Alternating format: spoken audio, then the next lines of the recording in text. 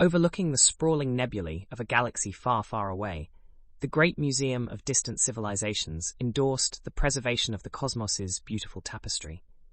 Prized for its thematic exhibits of primitive societies across dimensions and planets, the museum's most popular spectacle was Earth, encased in an enormous, dome-shaped energy field, like a minuscule miniature model captivated within a transparent cosmic marble. Vinol, a Selaquian, served as Earth's conscientious curator. Selaquians bore a trace resemblance to humans. Bipedal, somewhat opaque, they were of fluid, transforming shapes. A spectrum of glowing, vaporous hues substituted their mortal flesh, and multifaceted crystal-like entities took the place for their eyes. Their body could become permeable at will, facilitating interdimensional travel and cosmic surveillance. One day, Vinol volunteered for the museum's Embodiment Project. It allowed curators to incarnate within their exhibits as one of their species, intending to deepen their understanding and interaction. Vinol's request was granted, and so he began his journey, transforming his cosmic self into a fixed physical form of a human. Having adopted a human identity, he now referred to as Vincent, he landed in the heart of a bustling city. He found himself surrounded by towering architectures, thrumming with a rhythm unfamiliar, yet exciting. Learning quickly, blending in subtly, Vincent became part of this astounding world. His fascination grew each day as he discovered the complexity and diversity of human life. He experienced sleep, hunger, laughter, all hitherto alien yet oddly fascinating aspects of mortal life. The way humans rallied together during events, celebrated idiosyncrasies, even their sense of time, it was all intensely enthralling. In return for this unique opportunity of incarnation, he documented everyday life meticulously, noting everything, from what humans considered mundane to their magnificent achievements. He observed their societal constructs, their arts and sciences, their ethics and wars. Every detail was transmitted back to the museum in coded messages hidden amongst the cosmic noise. However, Vincent soon became profoundly distressed by an element he hadn't anticipated: emotion. As an alien, he had always watched, understood, and even empathized with humans. But incarnation gifted him a first-hand experience with sadness, happiness, love, and fear. He felt these emotions and began doubting the purpose of dispatching data to gradually manipulate the Earth exhibit. One such manipulation involved releasing artificial psychic disturbances to the Earth, which subtly influenced human leaders to instigate regional conflicts. As a part of their cosmic observation, the museum intended to study how humans, as a species, responded to warfare. They predicted outcomes, indulging in the real-time struggle, treating it like a cosmic stage performance. But Vincent, in his human form, felt the despair, the pain, and the fear. The heartbreak of loss, the cries of the victimized, this was a reality he hadn't been a part of as a Selaquian curator. Now, with his allegiances torn, Vincent was at an ethical crossroads, unaware that his actions would soon rupture the grand cosmic order the museum so fervently maintained. Absorbing more of humanity each day, Vincent would wander amongst the people, absorbed in his role, but detached from his true origins. He started feeling an intimacy with the human species that provoked a profound conflict within him.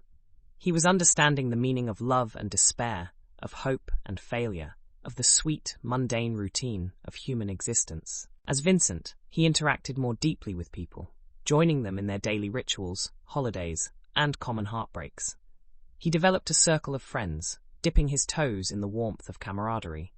He worked as a writer, subtly weaving Selaquian folk tales into his articles, gaining recognition in his human life.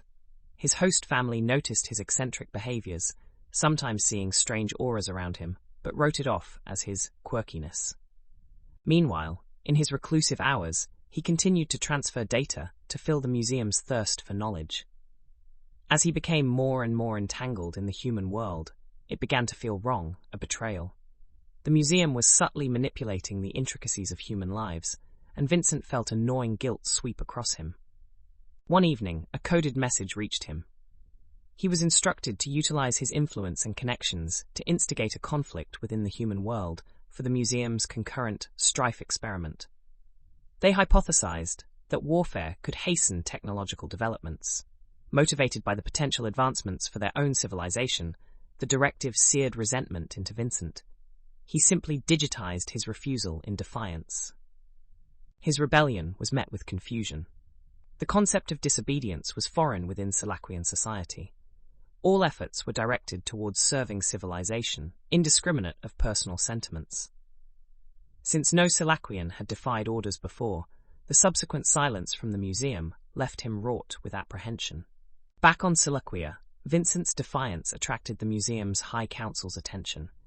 Intrigue morphed into concern as they contemplated the unforeseen possibility of their incarnation method inducing dangerous levels of empathy within the subjects.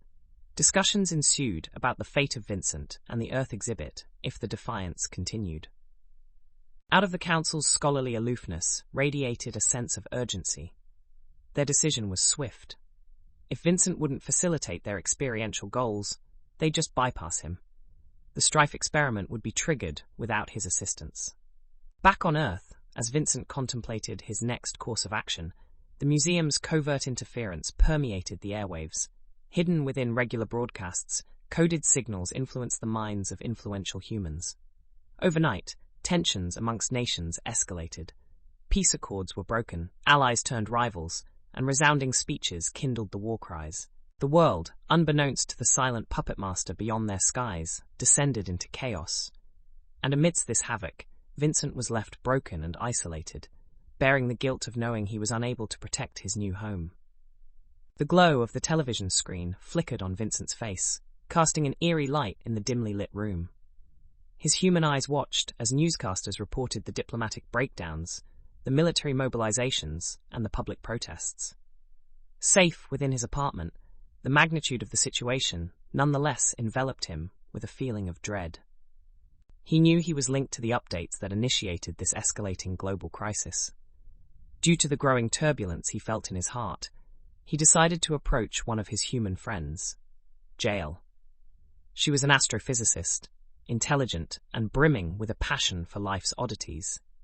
Over time, they had formed a bond that was more than friendship, yet not entered the realm of love. It was a mutual respect and admiration for each other's minds. One windy night, beneath an unusually clear star-laden sky, Vincent divulged his alien origins to Jael. He explained the embodiment project, the continuous transmissions, the manipulations, the museum, and his growing empathy towards human emotions. His words fluttered with a certain desperation, an unspoken plea for support. Jael, initially stunned, became quiet. Her mind, although aggravated with disbelief, began analyzing Vincent's revelations. The scattered pieces of knowledge about the strange encoded signals, the peculiar behavior of her friend, and his verbose tales of alien civilizations suddenly coalesced into a greater form, reality. Amidst this shared knowledge grew an underlying urgency to ward off the looming disaster. Over countless nights, fueled by caffeine and undying resolve, Jael and Vincent began a frantic investigation into the nature and source of these manipulations. Jael's expertise enabled them to decode Vincent's ethereal Selaquian signals, the aliens' distinctive interference within Earth's radio waves. The revelation was shocking. The war cries all over the globe, the mounting dread, anger, and bellicosity, all were induced by specific alien signal bursts. The museum had instigated a planet-wide psychological warfare, prompting humans to their destruction. Meanwhile, the museum's High Council received Vincent's regular updates about the escalating conflict on Earth, delighting over the supposed advancements. They scarcely noticed the absence of their desired interactive data. They dismissed Vincent's feelings as an insignificant glitch, an anomaly within their otherwise perfect process. Back on Earth, Vincent and Jael felt the approaching storm.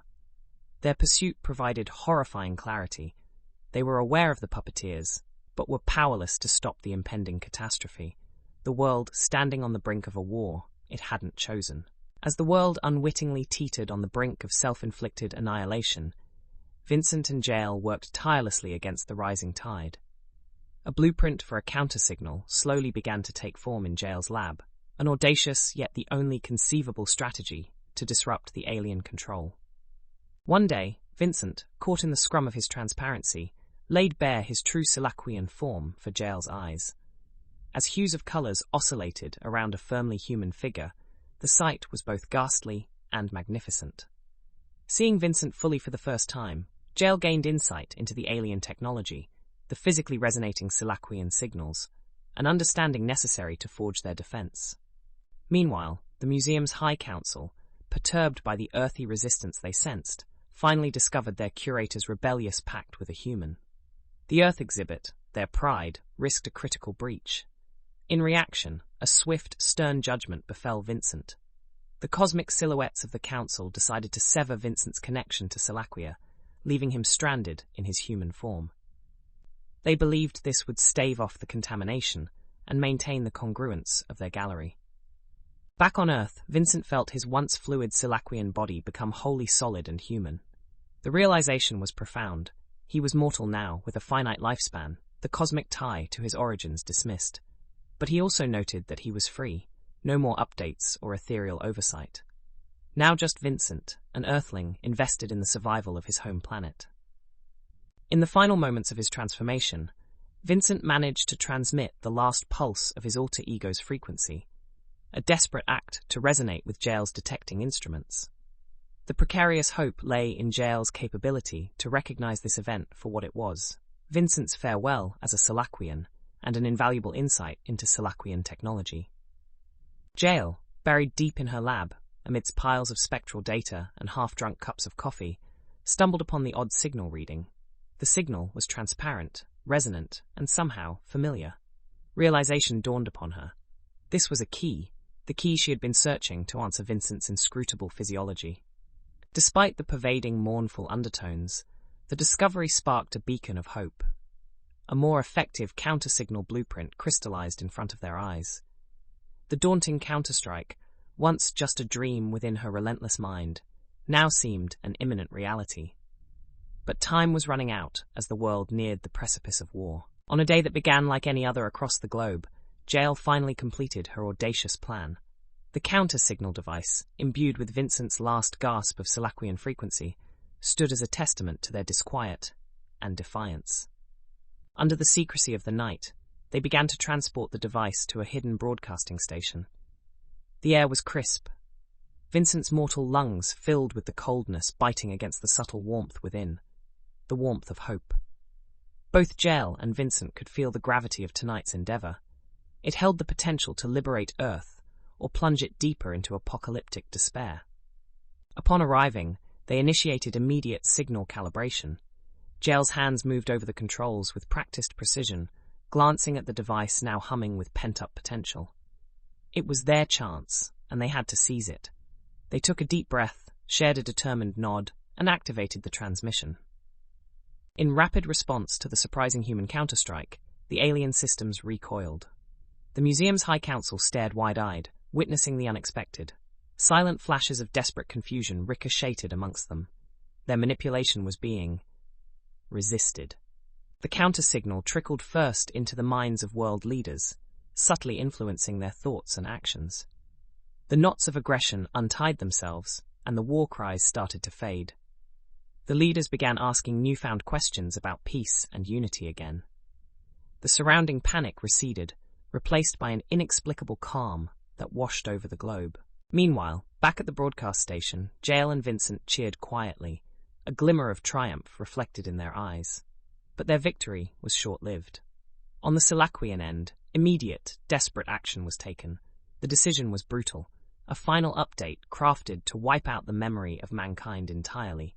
A clean slate for their exhibit seemed rational to them, a return to their orchestrated Earth. But to their shock, their induced amnesia had no effect. The species, once comfortably within their manipulative grasp, had inexplicably evolved. Earth was no longer an exhibit. The Council was left in stunned silence, their prized experiments slipping through their ethereal fingers. Back on Earth, through chaotic joy and laughter, Vincent revealed the stunning fact. Humans had become immune to their control. Immersed in the dawning euphoria of independence, Earth was free.